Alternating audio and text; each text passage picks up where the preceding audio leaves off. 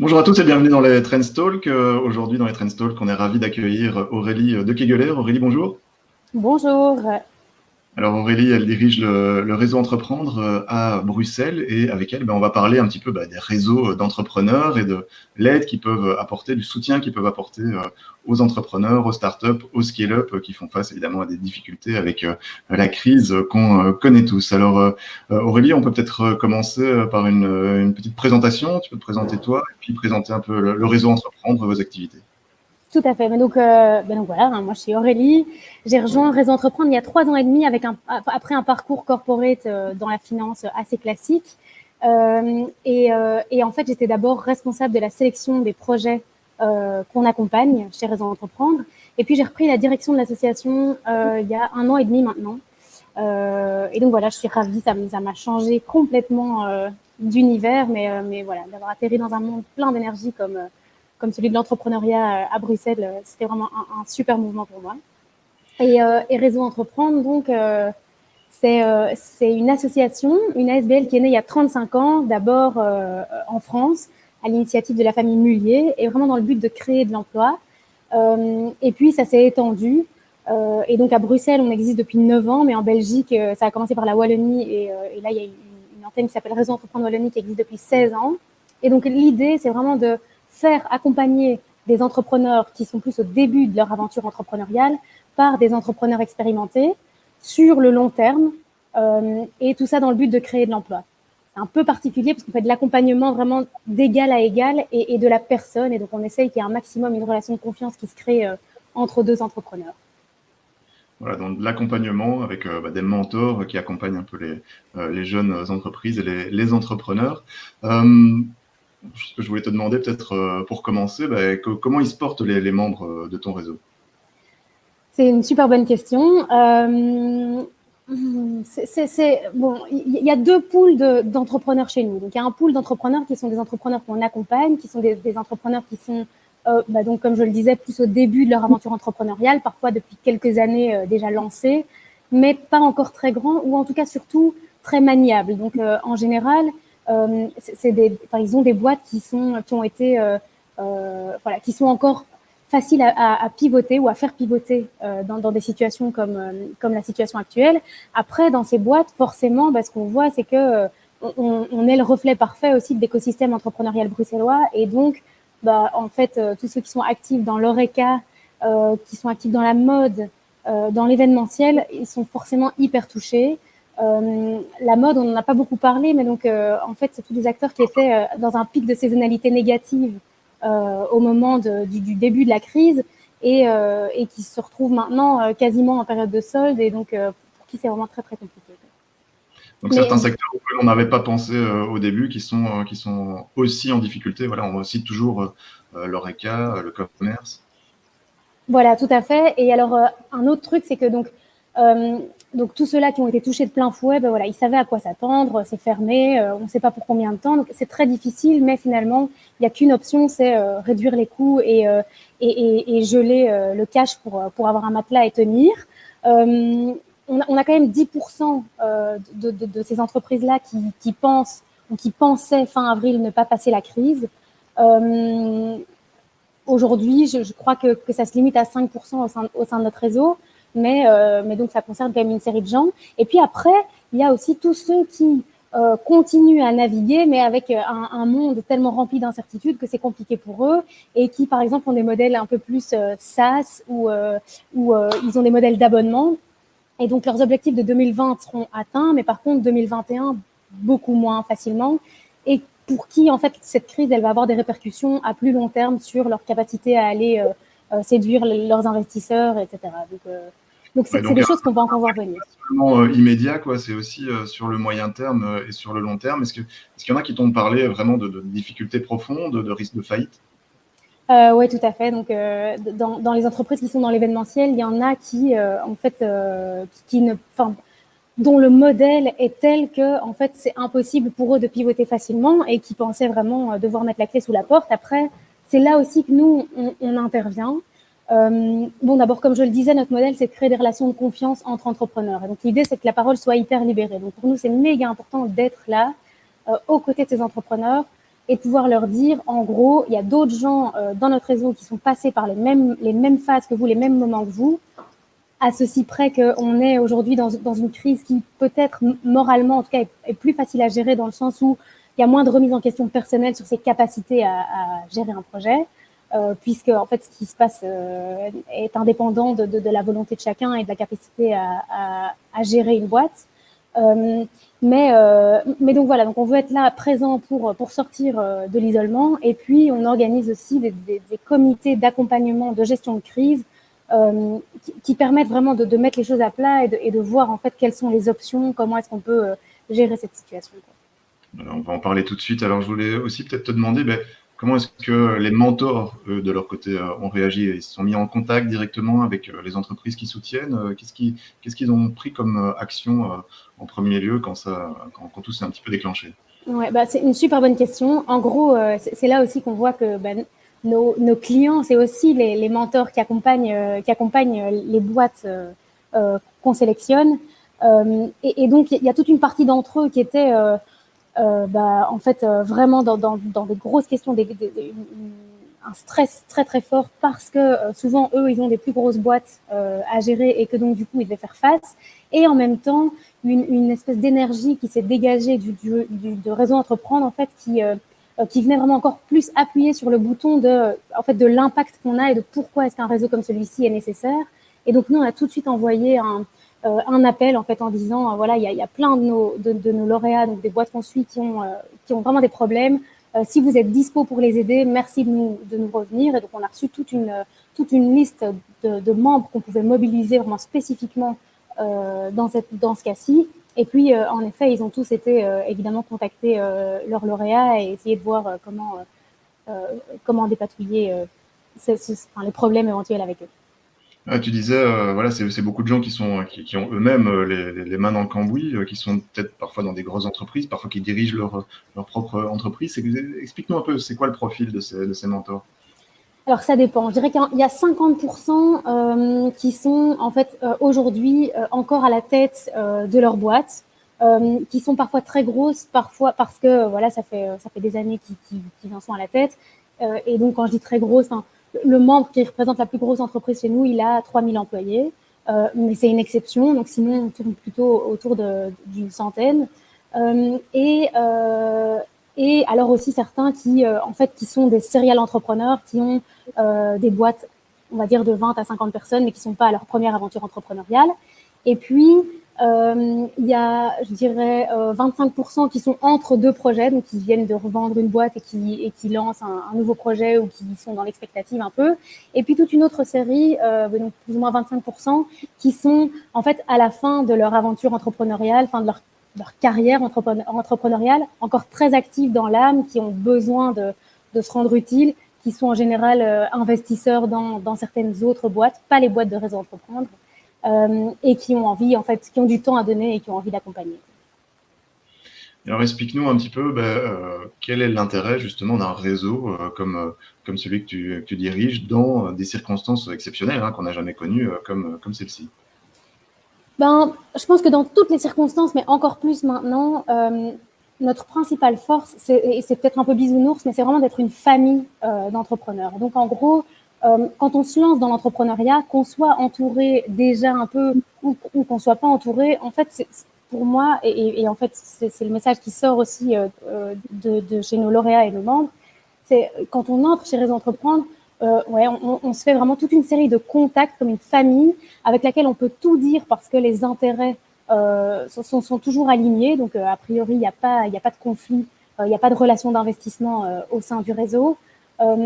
Et du coup, ça fait en fait à Bruxelles 350 personnes qui sont entrepreneurs, parce qu'ils sont entrepreneurs dans certains projets, enfin experts techniques de leur projet, mais aussi surtout qui connaissent les ups et downs de l'entrepreneuriat, qui sont autant experts techniques que vraiment rassurants au point de vue humain sur ce que ça représente de gérer un business. Et donc pour moi, aujourd'hui, vraiment l'idée de ne pas s'isoler quand on vit des difficultés, des moments compliqués, c'est ça qui prime vraiment dans la valeur ajoutée d'un réseau comme le nôtre. Voilà, dans une situation où on est justement un peu tous isolés chez soi, confinés. Voilà, on se déconfine maintenant, mais enfin, on a dû fonctionner de manière très très différente. Alors, je voulais revenir avec toi sur les initiatives que le réseau Entreprendre a mis en place au début de la crise et pendant la crise, et notamment sur une initiative originale qui est un crowdfunding pour les membres. Alors, donc on rappelle que le réseau Entreprendre, c'est pas un réseau d'investisseurs dans les sociétés qu'elle soutient, mais c'est un réseau d'accompagnement. Mais là, vous avez décidé de mettre en place un crowdfunding, un financement participatif. Tout à fait. Donc, pour revenir juste sur ce que tu disais, donc c'est méga important. Nous, on était vraiment un réseau d'activités physiques. Ouais, je crois qu'on la reste. On va revenir à toutes ces activités physiques, pardon. En tout cas, je touche du bois. J'espère que ce sera au plus vite. On espère.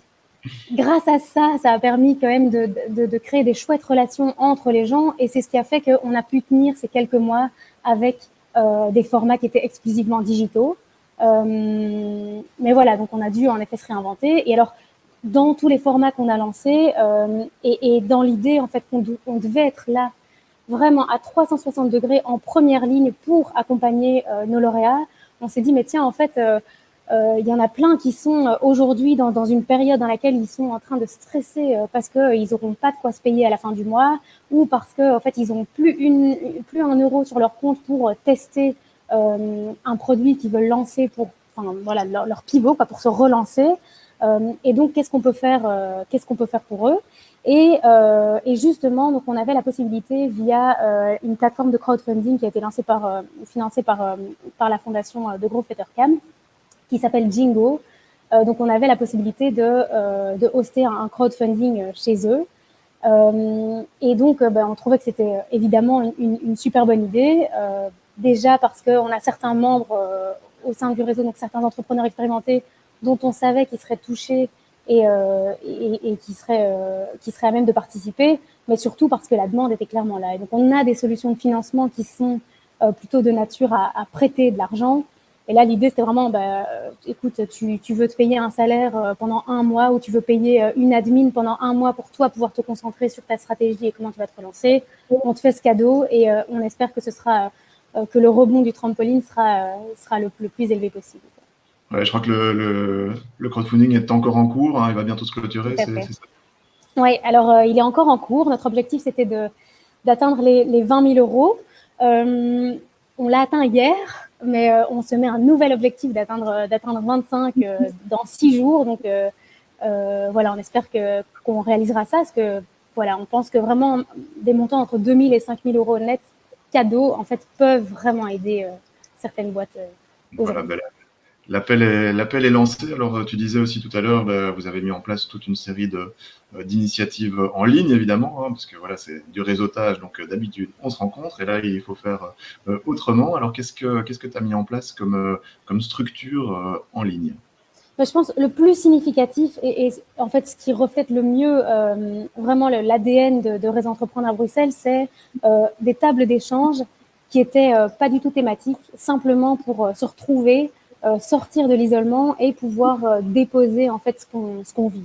Et donc ça c'était assez significatif. Donc les premières qu'on a organisées la deuxième semaine du confinement, en fait, tout le monde était dans une situation dans laquelle on doit digérer ce qui nous arrive. Et puis, on a continué à en organiser quelques-unes où on voit qu'en fait, on voyait qu'ils reprenaient le dessus, etc. Et que ça avait un côté très inspirant. Alors moi, il y a un truc, j'avais pas pensé à le dire, mais ça me donne la chair de poule maintenant d'y penser. Un de nos membres, donc un entrepreneur expérimenté qui accompagne, qui a un resto et 2 bars à Bruxelles, et qui disait vraiment que la réunion, donc le groupe d'échange qu'on a eu en début de confinement, ou après 3-4 semaines, lui avait sauvé son confinement. Et en fait, il était arrivé complètement le moral dans les chaussettes.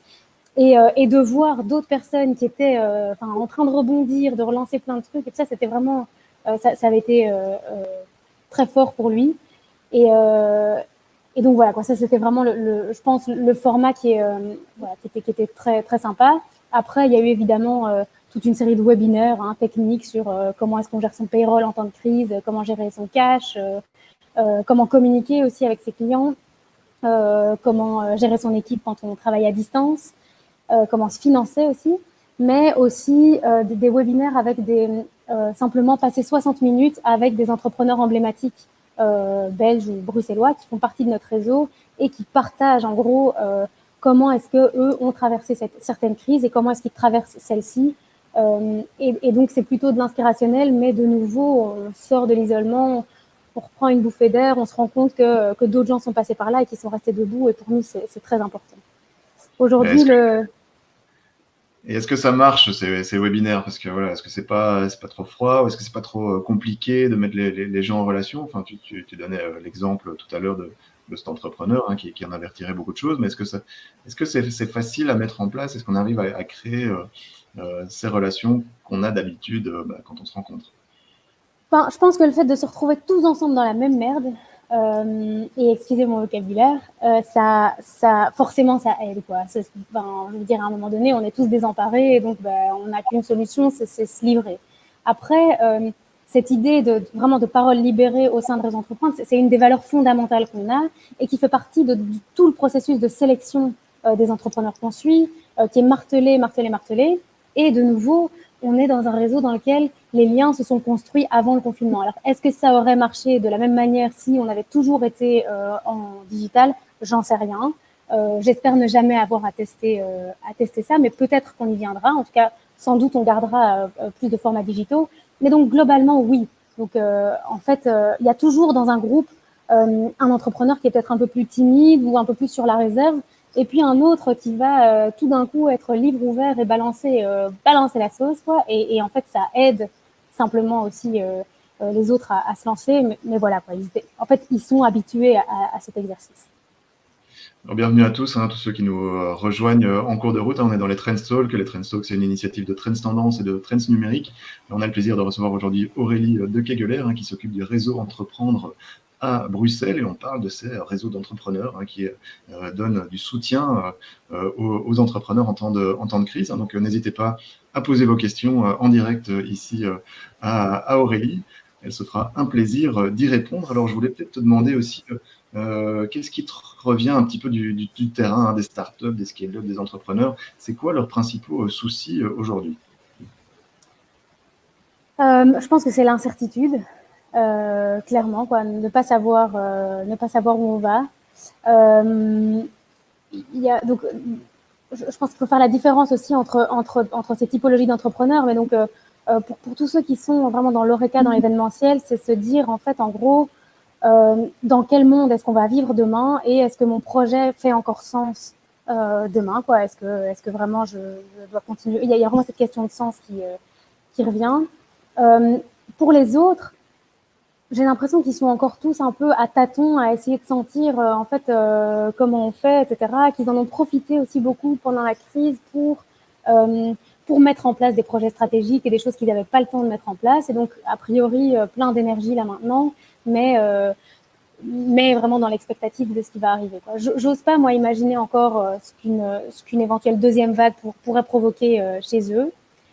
Une chose est sûre, c'est que nous, chez Réseau Entreprendre, ça fait un bout de temps qu'on se dit qu'on doit absolument sortir aussi avec un positionnement peut-être sur ces projets à impact. Il y a quand même 30% des lauréats qu'on accompagne aujourd'hui qui sont des boîtes en fait qu'on peut considérer comme à impact parce qu'elles créent plus que de la valeur financière. Et en fait, dans des moments comme celui-ci, il y a plein de mouvements forcément qui sont apparus on veut pas que demain soit continue comme maintenant, etc. Et donc nous on se dit mais tiens, peut-être qu'il faut qu'on précise dans notre mission, en fait on veut créer de l'emploi, donc on veut booster l'emploi, mais quel emploi? Et donc ça c'est tout un travail qu'on est en train de faire aussi en interne en ce moment, et qui revient à la question du sens. On accueille Eric qui nous dit bonjour. Salut Eric. Bonjour, On accueille Eric. mon sympathique confrère Pierre-François qui nous suit, je vais dire toutes les semaines. Enfin, il vient quand même régulièrement nous dire bonjour. Donc voilà, n'hésitez pas à poser vos questions à Aurélie. Alors, je voulais peut-être te demander aussi, Est-ce que, voilà, on est en temps de crise, il y a des difficultés évidemment, mais est-ce qu'il n'y a pas aussi des opportunités? Parce que c'est ça, quand on est entrepreneur, on essaye de saisir des opportunités. Est-ce que dans tes membres, il y en a qui ont créé des nouveaux produits, qui se sont réorientés et qui, voilà, qui réussissent à profiter quelque part d'un nouvel engouement pour certains services ou certains produits?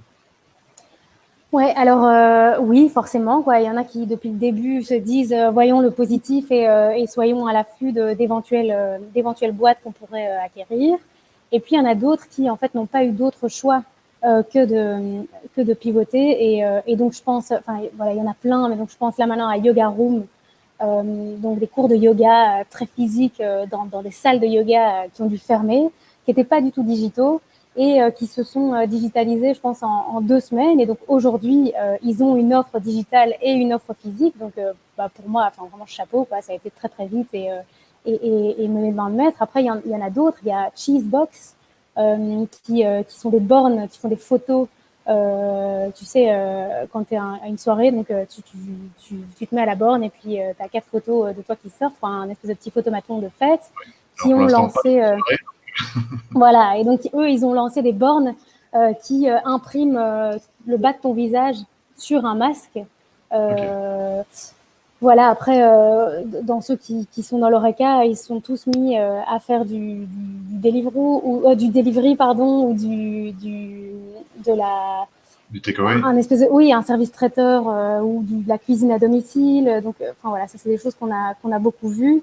Un truc qui a été super aussi, c'est une initiative de deux de nos lauréats, donc Shipper et Cherry Pulp, qui ont mis en place un guide pour ouvrir un e-commerce très rapidement. Et donc Shipper qui fait de la livraison, donc qui s'associe à Cherry Pulp pour vraiment avoir une offre end-to-end de livraison. Eh ben super, donc on voit qu'il y a des projets qui continuent à sortir du côté du réseau Entreprendre et de tous ses membres. Donc, bah, écoute Aurélie, en tout cas un grand merci pour ta présence dans nos Trendstalk cette semaine. Et on va vous donner rendez-vous la semaine prochaine avec un autre invité. Un grand merci Aurélie, salut. Avec plaisir, salut.